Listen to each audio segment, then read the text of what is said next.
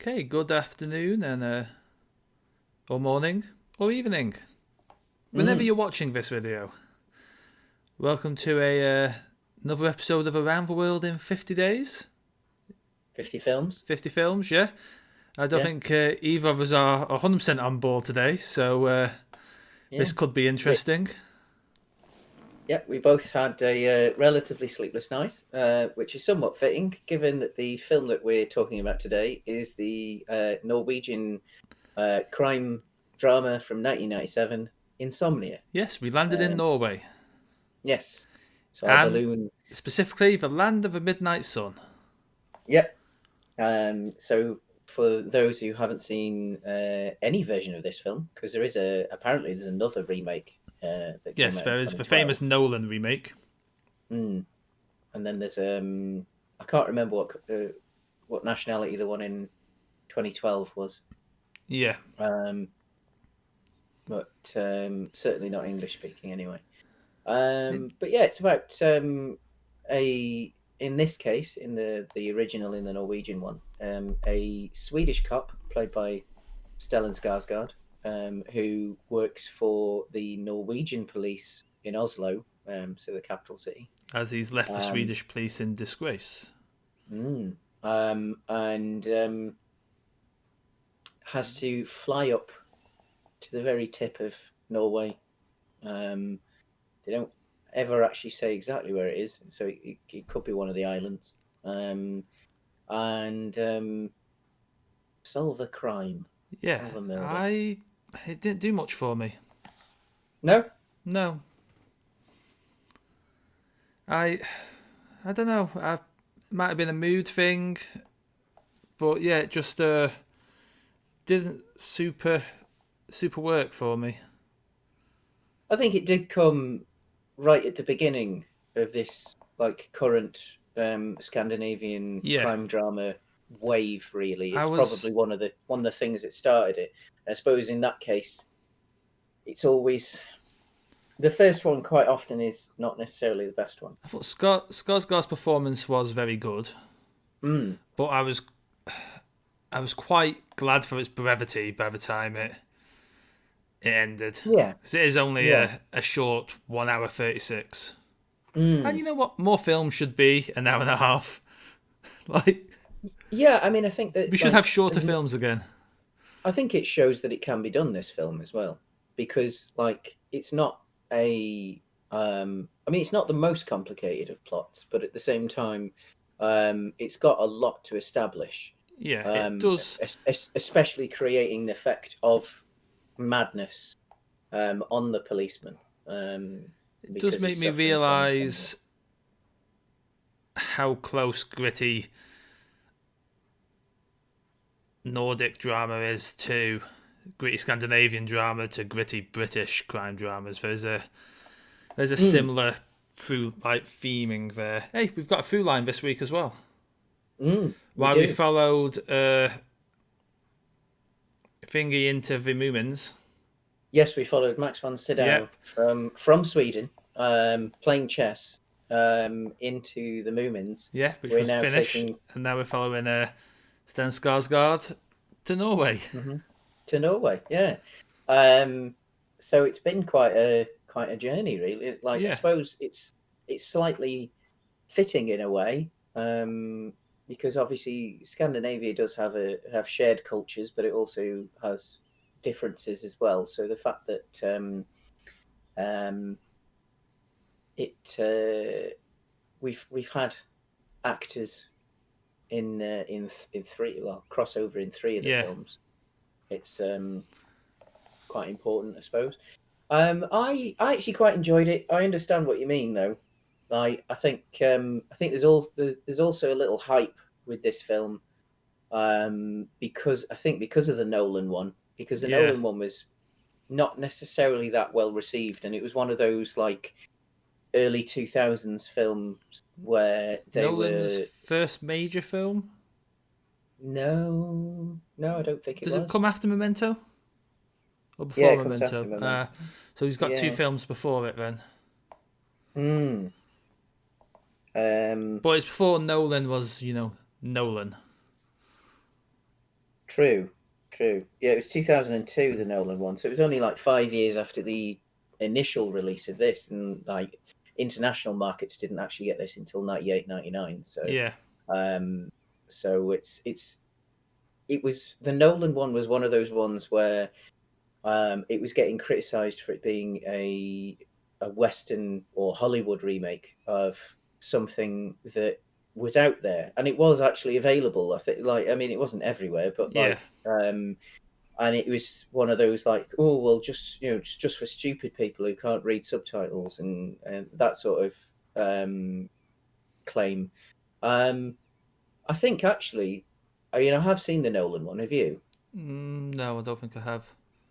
The Nolan one captures the tone of this quite well. I think, to be honest, that's one of the reasons maybe it wasn't actually that well received Yeah, um, publicly, at least. Maybe the critics shot it down for one reason and the public for another reason. In that, like, it is very stark and very dry, and the obviously the shoot style, like the is very washed out yeah, like really overemphasize the how bright it is there, especially at night, um, and to further illustrate the policeman's descent into some form of mania. Anyway, and obviously Pacino didn't play it anywhere near as subtle as Skarsgård did. I yeah. think you would have got the usual Pacino going absolutely bonkers.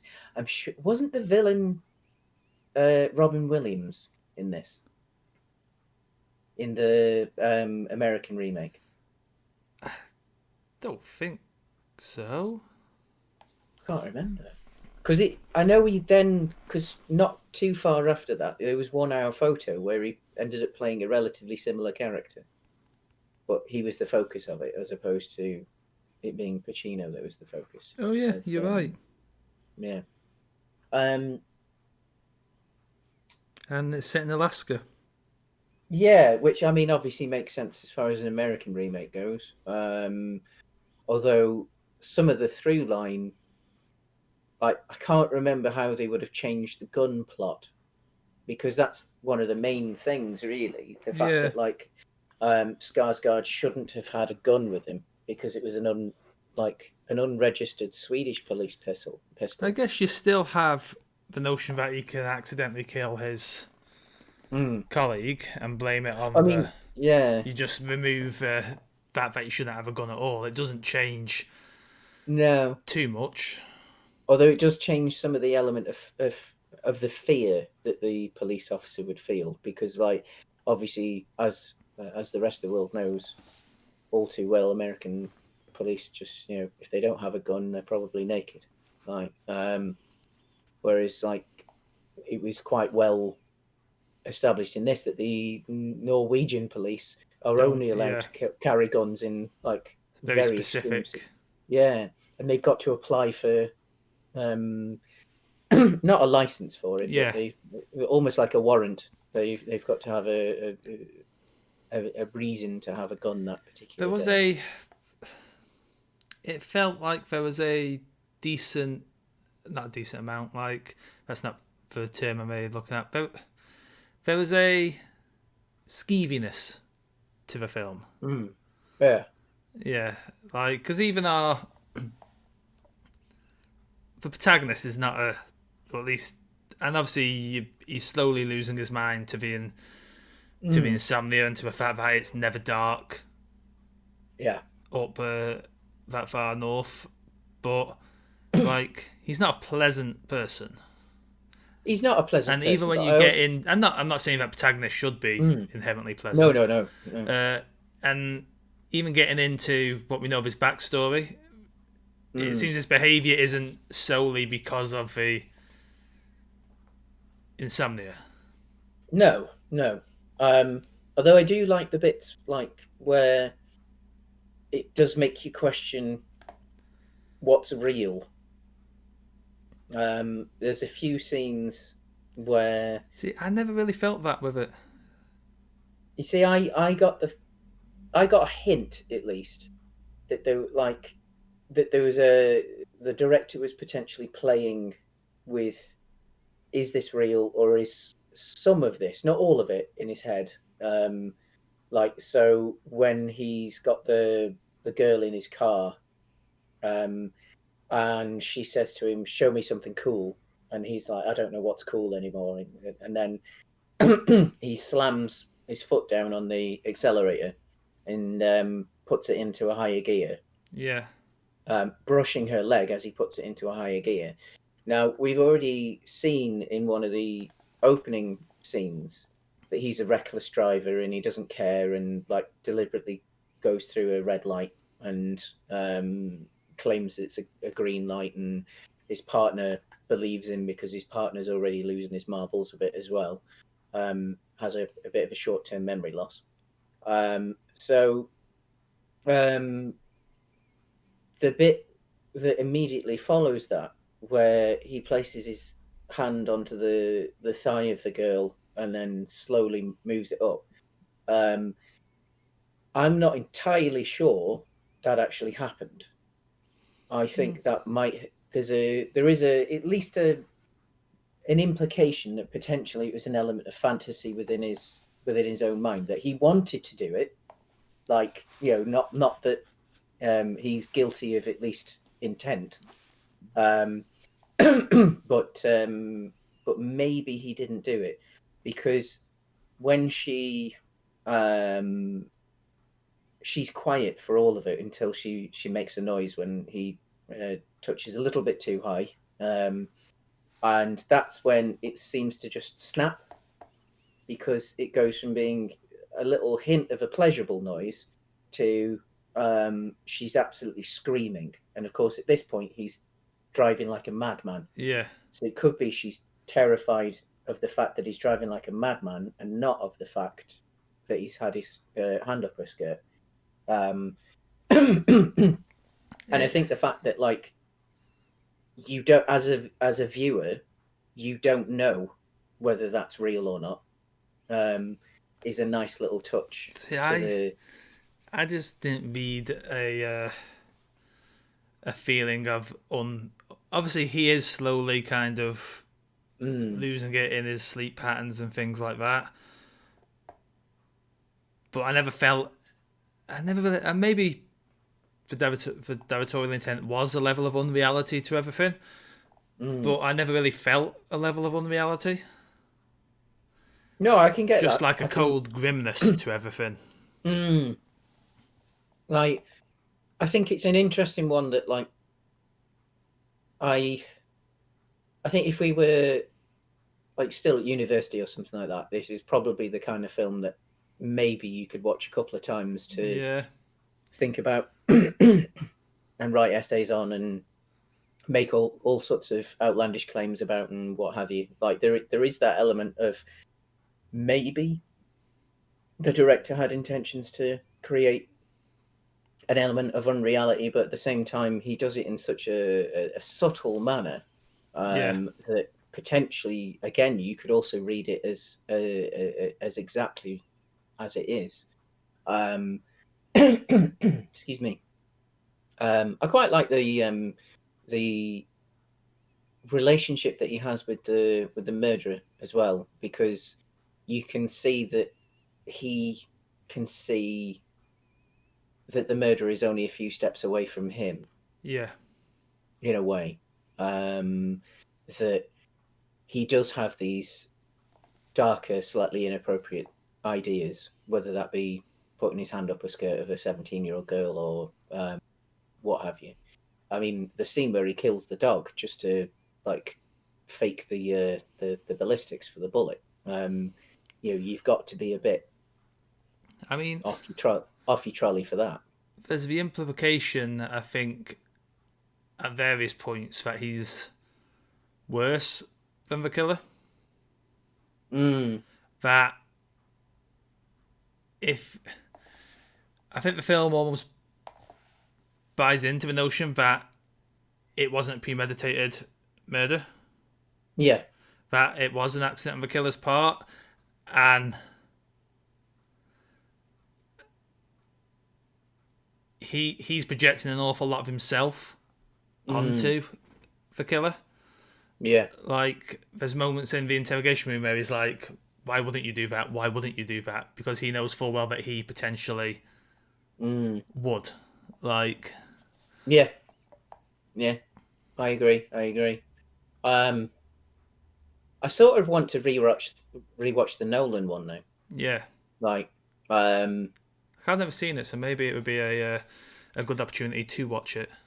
I remember struggling with that one, to be honest, because like, I mean, I did know that it was a remake of a Scandinavian film. I did Yeah, know that there was that element of like, because there's that thing in Scandinavian culture of like the happy misery kind of thing. That I think I remember critics referring to this film of having at least an element of that happy misery. I mean, obviously, Dogma, the Dogma film Festen that we watched, that couldn't be any more of a happy misery in some ways. That was a weird dark comedy um, that really took some very dark twists. Um, but and then obviously, and they one of the claims that many critics were making was that um, the like a Western director, be it an American director or a British director in this yeah. It's worth case, pointing with out with that Norway. a Northern European director is still a Western director. Yeah, Not yeah. quite I as mean, Western as America, granted, but yeah. I mean, like it's. I mean, it has been quite funny watching these Scandinavian films, especially ones like in their respective languages, because like there's so many words that you recognize, yeah, um, whether it be because they're modern words that those Scandinavian languages have adopted a more English sounding word um, for that new item or new concept or something, or whether it's something that's much older and just simple grammar and things like yeah, that, where you can hear like there's the odd little sentence or clause where it almost just sounds like someone with a very thick accent speaking a British sentence, well, an English sentence, sorry. Um, and yeah, it's like, but as you say, I mean, like there's still that leap, there's still that cultural gap between a country like Norway, which is actually not that far from the tip of Scotland, especially yeah, when you look at the Shetland Islands. yeah. Like, it's a few-hour ferry. Like, it's not really that far from the very northern part of Well, I think we the United Kingdom. said before, and it's I think part of the reasons this was our next stop on the tour, right, is that Mm, there's some shared sensibilities yeah, between I think the British people and the. Scandinavians. I mean, to begin with, Denmark, at least for example, is one of the only other countries with a truly kind of functioning monarchy in the same manner Monarchy. that we have. Yeah, I mean, it's just like it's slightly less influential, Yeah, um, but yeah, you're correct. Like in the sense that like realistically, the only monarchies that are left now are the ones that literally still run countries, which are like in the Middle East and stuff like that. well, Or you, I did check recently. I was discussing it with some people, and mm, the majority of the monarchies left standing in like a good chunk of them left standing share the same queen as we do. Like yeah, they're no longer part of, but as a mm, class as an actual functioning monarchy, they are yeah, their queen is the same as our queen. mm. It's yeah, yeah. I mean, as you say, it was a very deliberate move on our part to choose Scandinavia next, Yeah, because there was a logical jump, both geographically, because as I said before, like Norway and Denmark are not actually that far from the United Kingdom, especially Scotland. Um, but so in our pretend balloon, it made sort of sense that we'd be able to fly across the sea Yeah. to one of them. But culturally, I think like there's enough similarity and there's enough like difference to make it interesting. Like having things like I mean, obviously it's not a TV series, but I mean it's not a movie, but Norseman. I know I've talked about it on shows before. That is as British humour as you could possibly get, and yet it's a Norwegian produced sitcom about Vikings. It's certainly what. Have you seen any of it I yet? haven't, no. I mean, if we do a bigger series on sitcoms at some point, it is a must because it you know the really really awful ITV show Plebs. Yes. Yeah. Imagine that, but in Viking times instead of Roman times. Well, I mean, same similar time as anyway. And good. Like, I mean, that's just like the humor is outstanding. And the fact that it is a shared humor in a way that, like, you know, it's. I mean, we've mentioned it again in other shows, but like the difference, like, although most of America speak the same language as most of the United Kingdom, the barrier in humor is sometimes drastic. Yeah. Like, you know, our use of sarcasm is probably the cornerstone of our humor, which is something that a lot of American comics don't quite fully get. Whereas, like in Scandinavian humor, it seems to be like right up there. Like and I think it's part of that self-deprecating culture, that like sad happy thing. Yeah. That like, yeah, we're a little bit shit. Like we're a little bit shit, but we're happy. Like and you know, with what was it, Seventh Seal? Yeah. The shock that felt a little bit like a Carry On film. Like Yeah. again, elevated to a complete other level, but like there was a little bit there that like I could have totally seen the Carry On team doing a straight remake of this Well, of that film. I think it's because, and I think you get that feeling though in Seven Seal because there's parts of it Mm. feel a bit like a play, and Carry On films also Yeah, feel a bit like a stage production, so, yeah, more yeah. as opposed to. Mm. Um, so yeah, it's certainly been an interesting journey. I know it's not over. We got one more Yeah. episode yet in Iceland, um, but I quite like the films that we've chosen. I mean, Yeah. they're I. like they might not necessarily be like with a couple of them films that we'll watch again, Yeah. but I think they have done the job There's that only we set one that's out. probably gonna head to my will watch again list, Well, I think there's two because and I know what we're that's doing for Iceland. well, Um, if it's on a Sunday afternoon, I've got nothing better to do. yeah, but It's not. Seventh Seal is definitely Yeah. something I need to watch again. Seven Seal is something I would actively watch again. Our Icelandic choice is something I might hit play if I've got literally nothing else to do. Oh yeah, yeah, It's never going to be, and even in the genre it's in, there's films I would pick over it, yeah. But we'll talk about that next like week. Anchorman. Maybe that's a hint of what we're doing. So, on that note, Yeah. on that Well, teasing bombshell. before we go, to give reviewers a hint into our daily lives, what have you got planned for the rest of today? What have I got planned for the rest of the day? I am going to try and get over whatever stomach bug I've got. So I'm going to have the thrilling day of trying to starve this bug out of my system. I might play some Gran Turismo. I might watch a movie. That's about it, really. I'm gonna And head out. yourself? I'm gonna head outside to the hideous Ow. world of Fruit?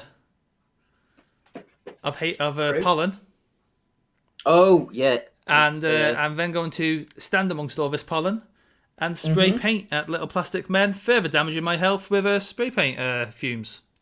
Oh, very So nice, very nice. yeah, good one for Sorry, me. my battery was about to run Ah, out, so I had to skedaddle. but yeah, Yeah, sounds fun. on that Sounds fun. note, Mm. We'll see we'll you see you next in week. Iceland. Yes.